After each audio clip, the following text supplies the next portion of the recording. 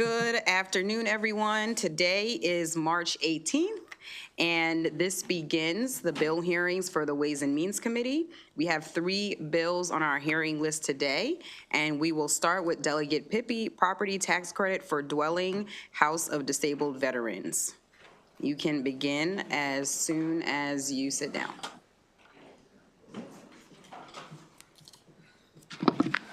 Thank you, Madam Chair and committee. And Selena, my legislative aide, does a great job. She's going to present the bill today, if that's okay. Okay.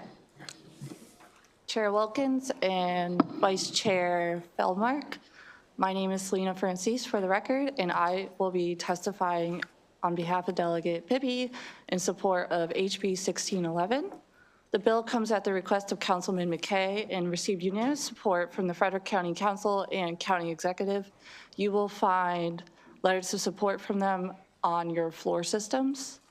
So in the state of Maryland, there are 2 primary forms of property tax relief for disabled veterans. There's a full property tax exemption for those with 100% service-connected disability with no income requirement. And then there's a county opt-in credit, which is the partial property tax exemption for those with at least a 50% service-connected disability. This tax exemption was created in 2020 with the passage of House Bill 257. As of today, only 3 counties have opted in to using this tax credit: Anne Arundel, Frederick, and Montgomery.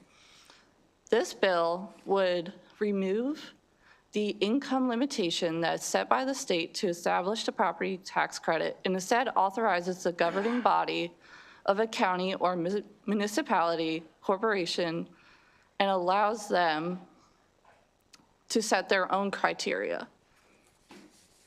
This bill will have no state fiscal impact because the credit only applies to local property taxes.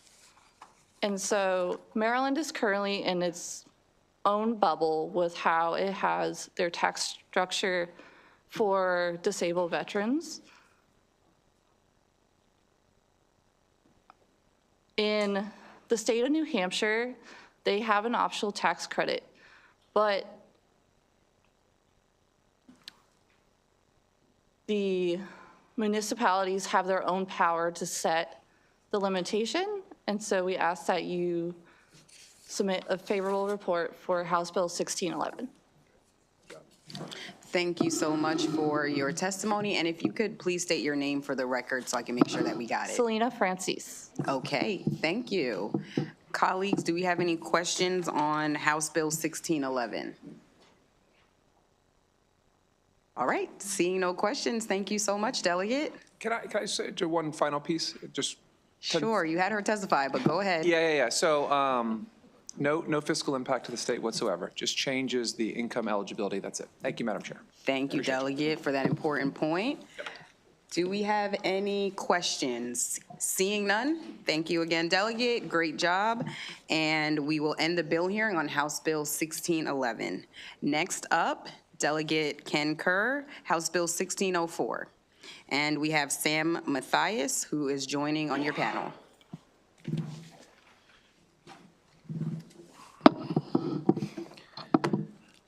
Well, good afternoon, Chair Wilkins and members of the committees. I am Delegate Ken Kerr. I'm here today to present House Bill 1604, Public School Systems Contract Prohibited Provisions. This is a bill that's very similar to one that I had before the committee a few years back dealing with higher ed, the University System of Maryland. In standard contracts, there are certain provisions that the public school systems, like the university system, just simply are not permitted by regulation to enter into, such as indemnification. And so what happens with these standard contracts is that the school system will line through that provision of the contract and then send it back to the other party. The contract then gets held up for quite a long time because they can't get a resolution to as to why this was lined through. Finally, when you get somebody on the telephone and you say, look, we simply by regulation can't enter into this type of an agreement, they say, oh, okay, I understand what you're saying here. We'll agree to that. So what this bill will do is it will put into COMAR a line in code that we can refer to on these contracts so that it will streamline this process and demonstrate to the vendor that we just simply by law cannot enter into this provision of the contract. So it will just make these contract negotiations more streamlined and just put into code something that already exists in practice. And I will now turn it over to my witness. Thank you, Delegate Kerr. Thank you, Chair Wilkins and members of Ways and Means Committee. I'm Sam Mathias on behalf of the Maryland Association of Boards of Education, MABE. As Delegate Kerr mentioned, local school systems enter into hundreds of contracts each year for instructional software, for transportation services, even field trips and student activities. A simple I agree click-through agreement on a website can incorporate out-of-state choice of law provisions, can incorporate broad indemnification provisions, mandatory arbitration terms, and these are things, as the delegate mentioned, which either should not or cannot be accepted as terms to a contract by a public entity. When this occurs, school system staff are identifying language. They are usually attempting at great length to negotiate its removal across vendors. Sometimes it's really hard to get someone with authority at a vendor to get on the phone to say, oh, okay, we can accept and change our boilerplate contract. So it consumes a lot of time and public resources that could otherwise be used to support classrooms, classroom resources and students. House Bill 1604 directly addresses this issue by making specific impermissible provisions void as a matter of Maryland law. This bill will eliminate the repetitive negotiation of terms that school systems can't or should not accept as stewards of public funds. It effectively just allows routine transactions to proceed without unnecessary delay or expense. Now, I will notice that, give note that on the Senate side, we worked with stakeholders on the cross-file of this bill to develop a narrow amendment clarifying that this bill does not impact collective bargaining agreements. And on the Senate side, we carved out collective bargaining agreements for all of the unions that enter into contracts with all of our local boards of education. MABE would be supportive of such an amendment were that to be this committee's choice here, and as such would urge a favorable report. Thank you so much, Delegate, Mr. Vice Chair, for this bill, and thank you to the witness. We do have a question from Delegate Miller. Thank you, Madam Chair. And I'm sorry I didn't catch the end of that with the bell. So you said MABE would, because that was my question about if it applied to collective bargaining. MABE is supportive of the Senate amendment or was not supportive of the Senate amendment? Yes, we are supportive of the Senate. Okay, thank you. Thank you, Madam Chair. Thank you. Any other questions? Seeing none, that ends the bill hearing on House Bill 1604. Thank you. Final bill for today, House Bill 1609 from the Frederick County Delegation. Delegate Miller presenting.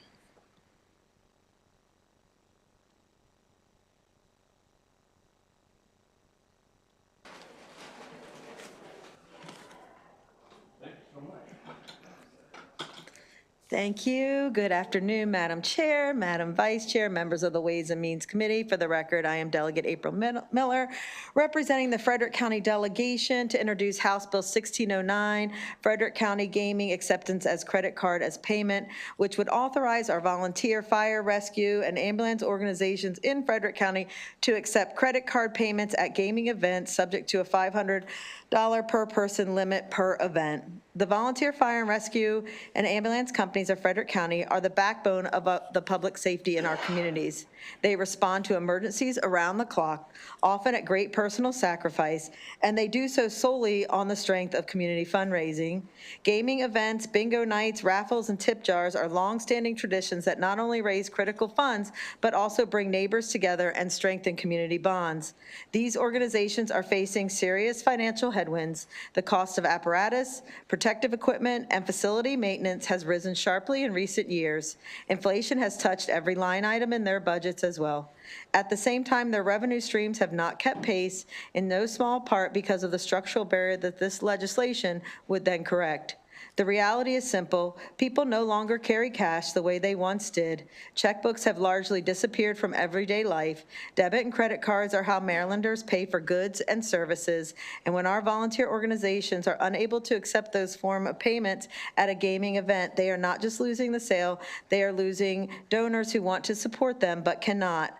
House Bill 1609 addresses this gap in a measured and responsible way. This bill does not open the floodgates to expanded gambling. It does not eliminate the oversight or accountability. It simply allows credit card transactions up to $500 per individual per gaming event, a modest, targeted accommodation that reflects how people actually manage their money today. The Frederick County delegation carefully considered the concerns raised about consumer protection and potential for gambling problems.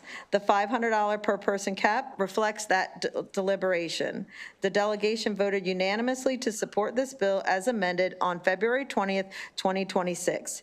It is also worth noting that there is some consistency in current Maryland law with online sports betting and other more commercialized forms of gambling, permitting credit card use and often at far higher stakes and far less community context.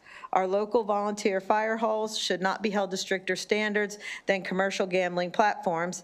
House Bill 1609 takes a modest step toward rectifying any imbalances. The men and women of Frederick County's volunteer fire, rescue, and ambulance companies serve our communities with dedication and courage. The least we can do is ensure that when community members want to support them at bingo night or a raffle, they are able to do so with the same ease as they pay for everything else in their daily lives. On behalf of the Frederick County delegation, we respectfully urge a favorable report on House Bill 1609. Thank you. Thank you, Delegate, for this bill and for presenting it. I'll go to Delegate Palakovich-Carr. Thank you, Madam Chair. Good afternoon, Delegate Miller. Okay, so you just mentioned in your testimony about online sports betting, and just for the committee's context, actually yesterday we passed a bill that would prohibit use of credit cards for mobile sports betting. Yes, ma'am. So are there any other legalized forms of gambling in Maryland right now, understanding which right now does include mobile sports betting, that allow for use of credit cards? Right. I think that is the main one we did do. There are some other counties that let some bingo. We looked into examples in Prince George's, Carroll, and Wycomico, and Anne Arundel, where they are allowed at their fire halls to do it. I think it's like a county by county basis, so I'll give you that information. Okay, that'd be helpful. Thank you. Delegate Long. Madam Chair, I have a question. Is a debit card the same thing as a credit card? I believe they're allowed to use debit cards right now with Okay. putting the PIN in, yes. I just wanted to make sure that they could utilize them. Thank you. Yeah. The Vice Chair. Thank you, Madam Chair. Thank you, Delegate, for bringing the bill, and I certainly understand the purpose and am sympathetic to the cause. I am a little bit concerned about expanding use of credit cards in any gaming, because I think we have had a lot of conversation in this committee about protecting people so that at least they're not losing money they don't even have. Right? And the dangers associated with that debt. So I am concerned about that. But I also wanted to clarify, you mentioned a $500 limit that I don't see in the bill. We have there is an amendment? There's Is an that correct? amendment. Okay. The amended version has that, which I Okay. have, I can give you the copy of that. Okay. I have it here.